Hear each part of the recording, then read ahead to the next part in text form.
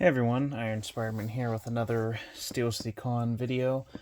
Today is Sunday when I'm recording this, so technically the convention's still happening, but I never usually go on Sundays, so I thought I'd just show you guys the little haul I got from this. Signatures only this time. I didn't buy anything from any of the vendors. The three guys I usually see there now. For comics, just there wasn't anything I really needed. So this this show was probably 7 hours each day just waiting in lines to see people, and then leaving. So let's just get right into it. Well, so Thursday I go to pick up my tickets, my VIP pass, all that such, and they give me all the stuff, and then they hand me this. It's Charlie Sheen, his memoir, and it was free. I don't know why. I don't know if it was because I was VIP or whatever, but Charlie Sheen was also a guest going to be at the show. He was only going to be there Friday. So I get there Friday at like 9-ish. It's like 20 degrees, so I stay in my car until about 9:25. The doors open at 9:30. So I got out 9:25, got in line, doors opened. We went inside. I ran straight to Charlie Sheen's area. And we had to like pay this like lady at this table way kind of like a ways from his line before we actually got in his line, which was new, but whatever. He got there like in between 10:30, and we moved decently fast, made some friends in line, so we were talking. So I did get to go up and meet him, shake his hand, and he signed right there in the opening of the book. So I'm going to have to get another copy of this so I can read it, because it is definitely something. I loved him on 2.5 Men and a bunch of other things, but very nice. I walked up, shook his hand, asked how he was doing today. He said good, asked how I was doing, asked me my name. He signed the book, and I said, I just have to tell you, my mom watched the show from the start, and I would catch it in the background, always thought it was funny, so I had to sit down and watch it. I said the funniest thing that still gets me is when there's an episode where Jake got like a 6-pack, a beer. He was underage, and he's puking it up back in the bathroom.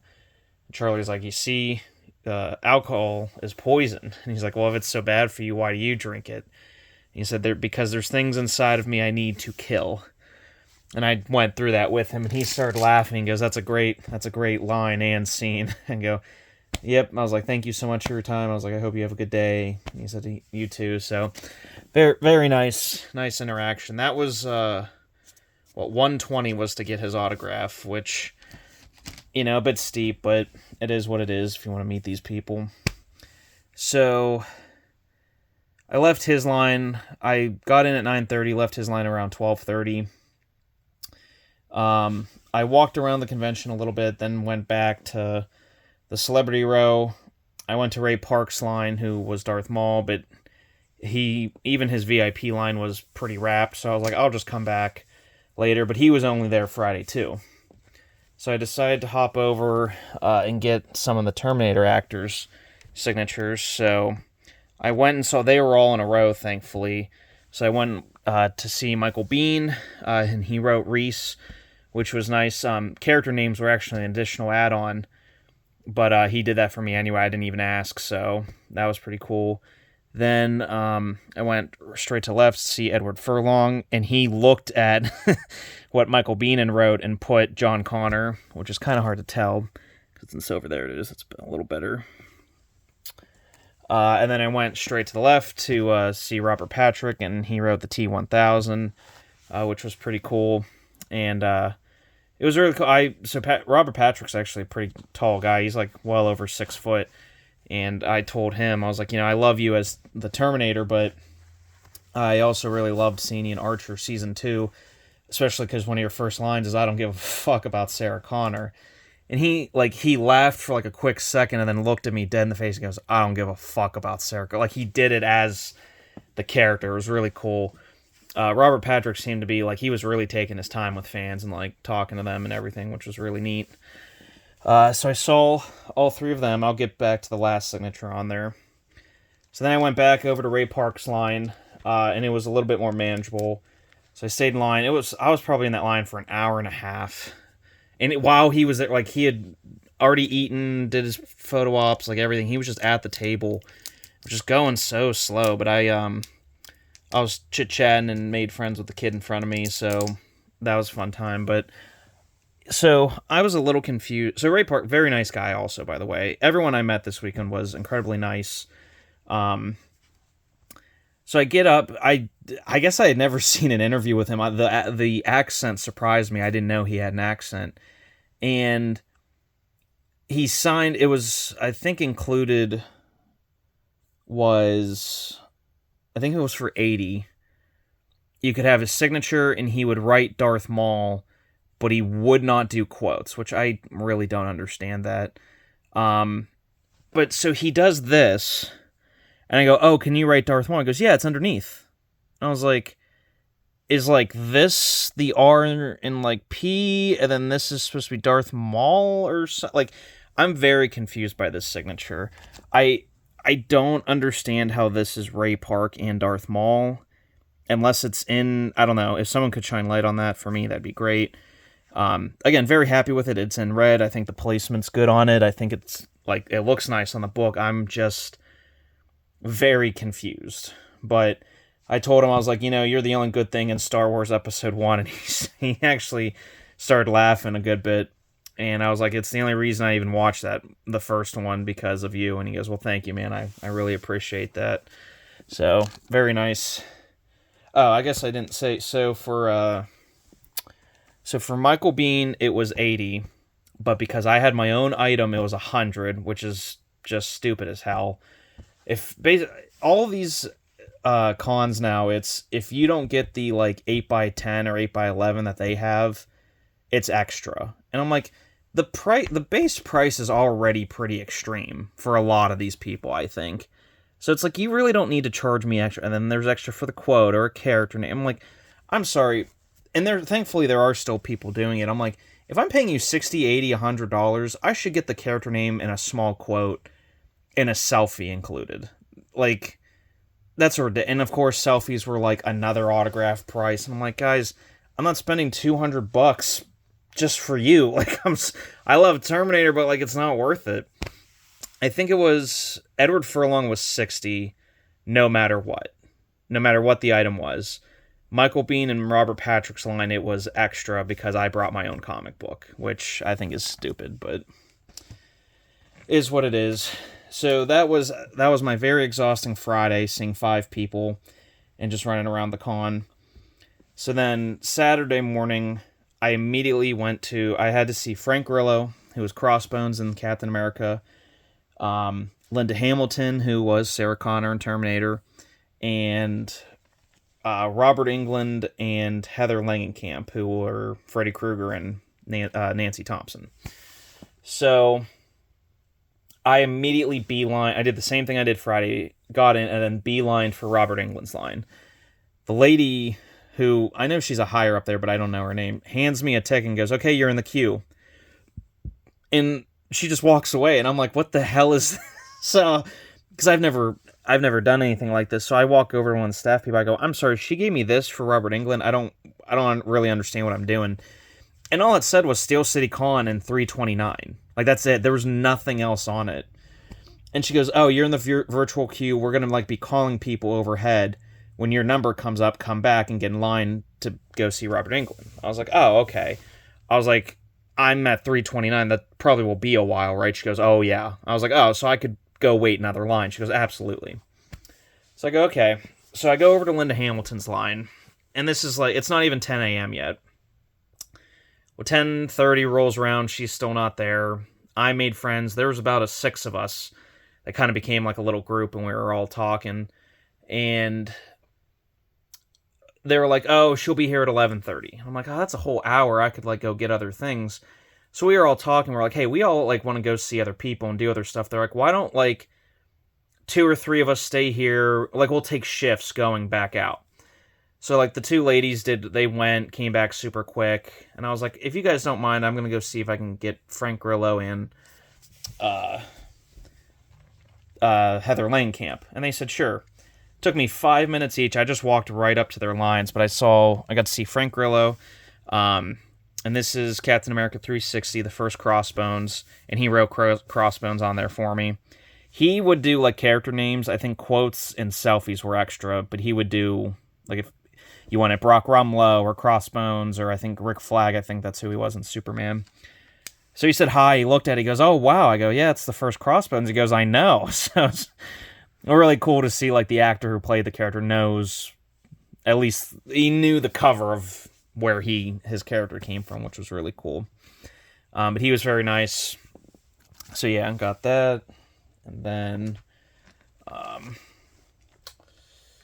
do I want to do this? I kind of want to hide. Here, I'll do this. So I have a Nightmare on Elm Street #1 from 2006. I went up to Heather Langenkamp's line, and she was very nice as well, very sweet.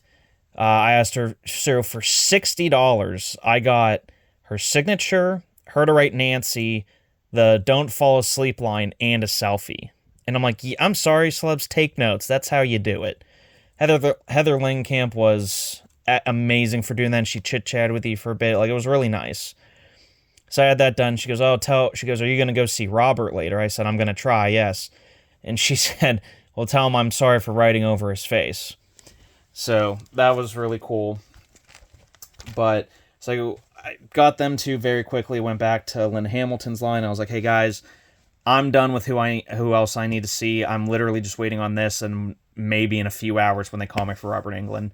So I was like, if more of you want to go, and the one couple had, like, those collapsible chairs. They're like, here, sit down. If you're okay watching our stuff, we're going to go. I was like, yeah, absolutely, because I get to sit. So it was just me and one of the other guys while the other 3 or 4 went off and did stuff. And it was just really nice. Like, this was definitely I'm usually quiet and kind of keep to myself in lines at cons, because, like, I do chit-chat and I'll talk to people, but this con was super heavy with, like, the minute you got in line, people were turning around and talking to you, and just the time flew by, and it was really nice. It was just, I was meeting people from Cincinnati, Ohio, the UK, Toronto. It was really cool, like, and hearing all their jobs and lives. People, 2 people from Europe. Yeah, it was just really, really nice. And so we're all watching the stuff. They all get back in time. So I got to go see Linda Hamilton, who's in the white here. And she was a very nice lady. $80